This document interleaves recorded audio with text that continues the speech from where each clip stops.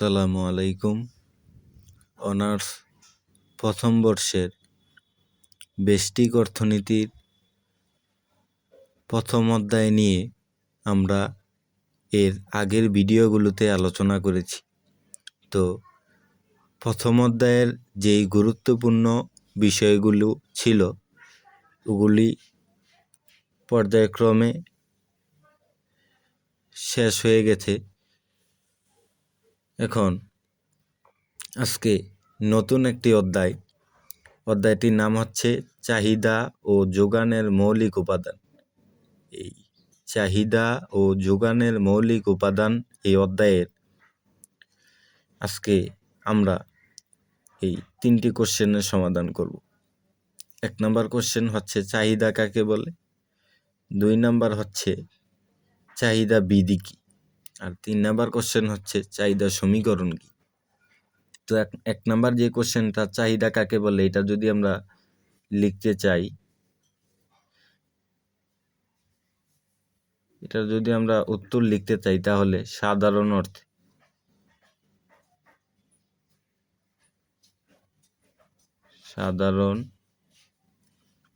অর্থে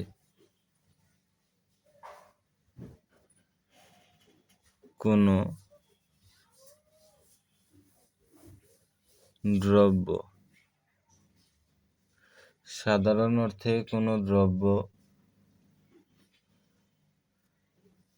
পাওয়ার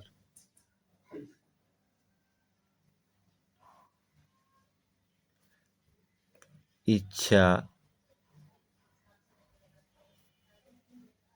বা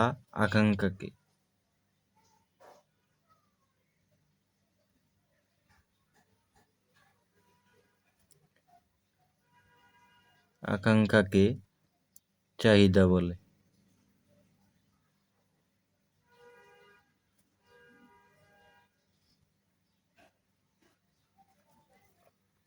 চাহিদার সাধারণ অর্থে কোনো দ্রব্য পাওয়ার ইচ্ছা বা আকাঙ্ক্ষাকে চাহিদা বলে, কিন্তু অর্থনীতিতে চাহিদার সংজ্ঞাটা এটা থেকে একটু ভিন্ন।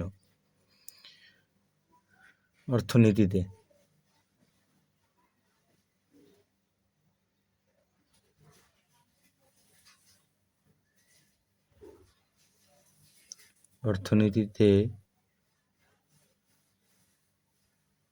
চাহিদা বলতে কোনো দ্রব্য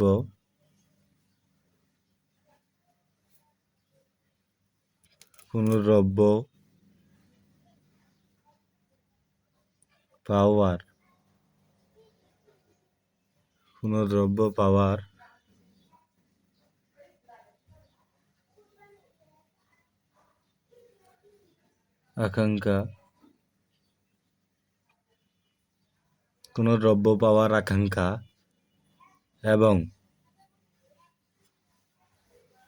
উক্ত দ্রব্য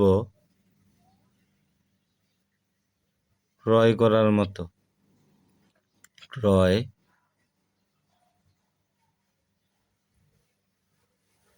করার মতো আর্থিক সামর্থ্য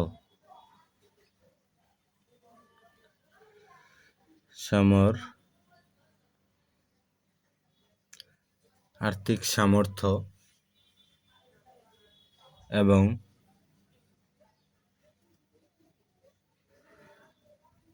অর্থ ব্যয় করার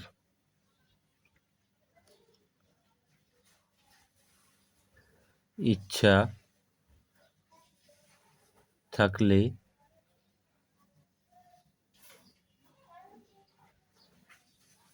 তাকে চাহিদা বলে।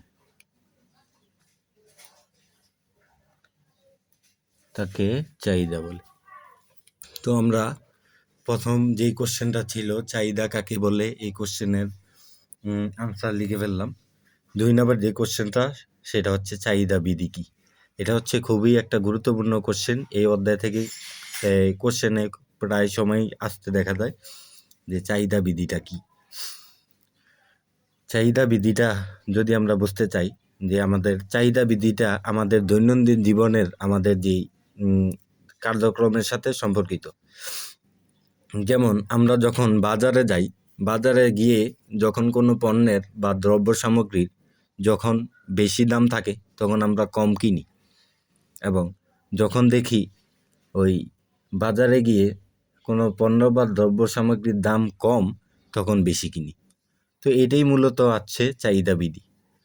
চাহিদা বিধি যদি আমরা লিখতে চাই সহজ ভাষায়, চাহিদা বিধি যে কোনো দ্রব্যের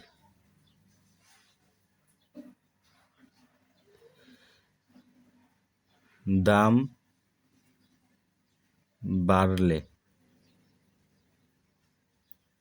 কোনো দ্রব্যের দাম বাড়লে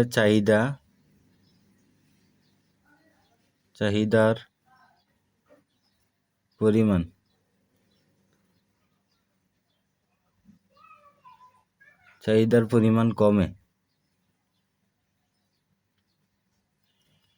এবং কোনো দ্রব্যের দাম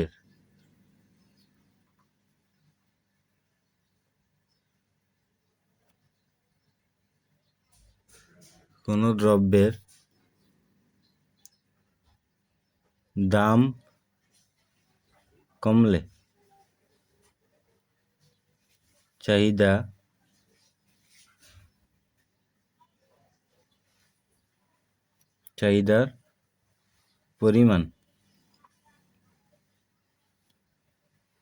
চাহিদার পরিমাণ বাড়ে। কোনো দ্রব্যের দাম বাড়লে চাহিদার পরিমাণ কমে এবং কোনো দ্রব্যের দাম কমলে চাহিদার পরিমাণ বাড়ে। তাকে আমরা কি বলছি? তাকে চাহিদা বিধি বলে। চাহিদা বিধি বলে।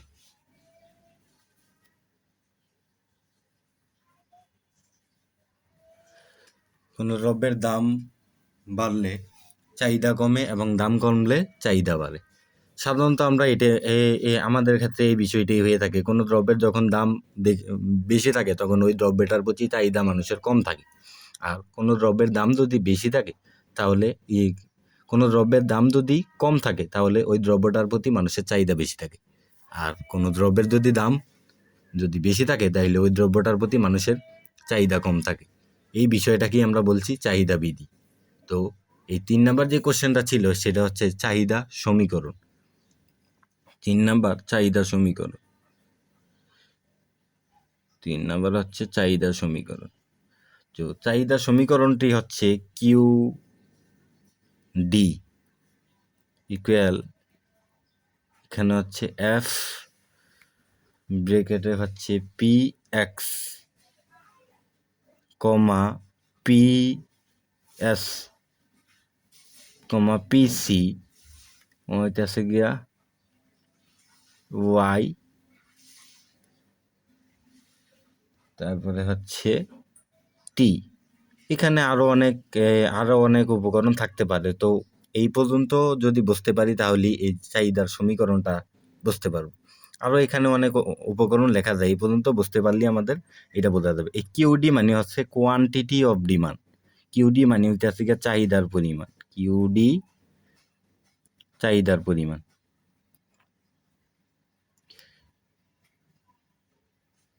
চাহিদার পরিমাণ। কিউডি হচ্ছে চাহিদার পরিমাণ। পিএক্স হচ্ছে পণ্যের দাম। যদি পিএক্স হচ্ছে পণ্যের দাম। এগুলি বুঝতে পারলে পরবর্তীতে আমাদের অঙ্ক করার ক্ষেত্রে বা এই অধ্যায় রিলেটেড অঙ্কগুলি বুঝতে আমাদের সুবিধা হবে। আর পিএক্স হচ্ছে পণ্যের দাম, আর পিএস এখানে হচ্ছে পরিবর্তক দ্রব্যের দাম। পরিবর্তক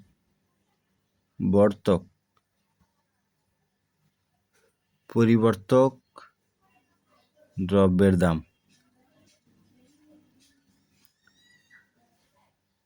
আর এখানে পিসি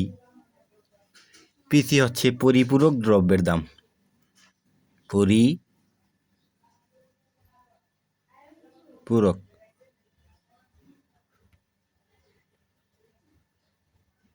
পরিপূরক দ্রব্যের দাম। পরবর্তীতে এখানে আছে ওয়াই হচ্ছে এখানে লিখি ভোক্তাদের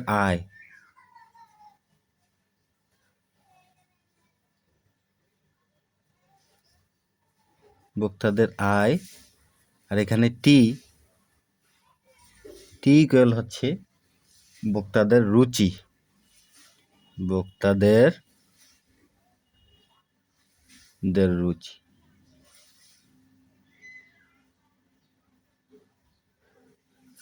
তো এই ছিল হচ্ছে এই চাহিদা যেই সমীকরণ। এই চাহিদা সমীকরণ হচ্ছে কিউডি ইকুয়াল হচ্ছে গিয়া এই পিএসপিসি ওয়াইটি। ও এইখানে যে বিষয়টা এই এফতে এই যে এখানে এই যে এফটা এখানে হচ্ছে এটাকে বলা হয় হচ্ছে ইংরেজিতে বলা হয় ফাংশন, বাংলাতে এখানে এটাকে বলা হয় আপেক্ষক।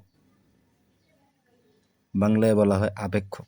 তো এই ছিল এই চাহিদা সমীকরণ।